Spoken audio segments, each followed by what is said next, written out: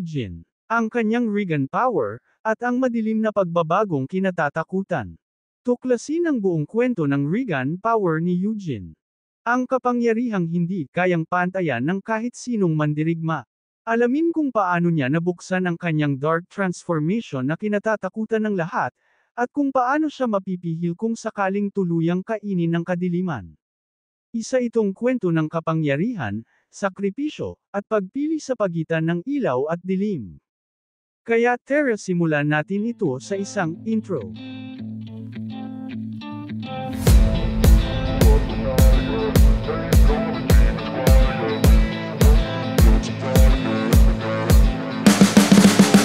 My shoulder cause they treat me like an outcast. I ain't gonna take.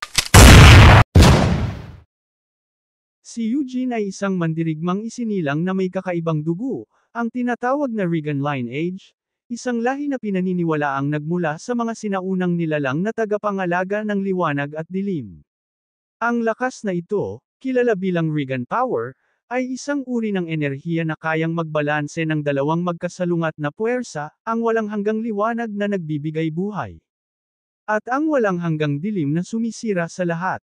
Ang Regan power ni Eugene ay may 4 na antas. Unang antas, core state.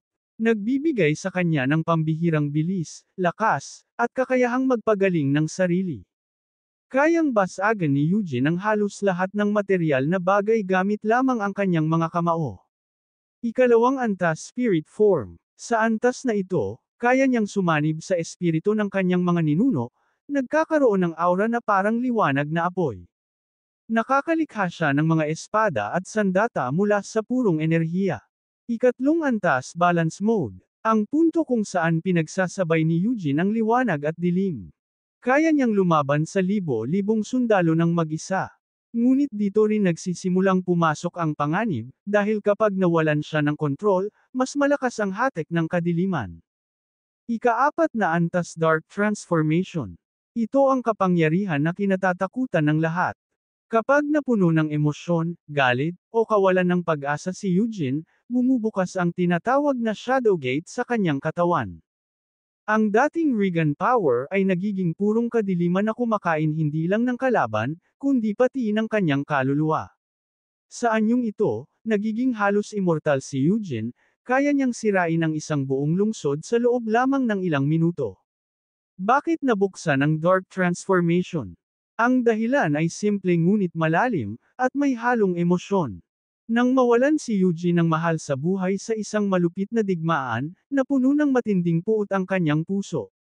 Sa oras na iyon, nagising ang nakatagong bahagi ng kanyang dugo, ang Curse of the Regan clan, na nagsasabing, kapag ang Regan ay nalunod sa dalamhati, ang anino ay siyang magiging bagong hari. Dito na nagising ang kanyang dark transformation. Ang kanyang mga mata ay naging itim at pula, ang kanyang aura ay naging usok ng dilim, at kahit ang kanyang tinig ay nagbago na parang halimaw na galing sa kailaliman.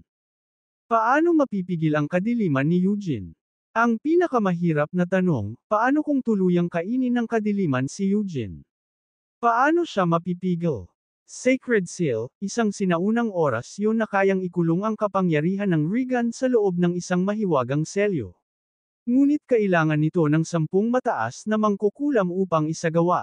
Bond of Light, ang tanging paraan para makontrol ang kanyang dark transformation, ay ang malakas na ugnayan sa puso.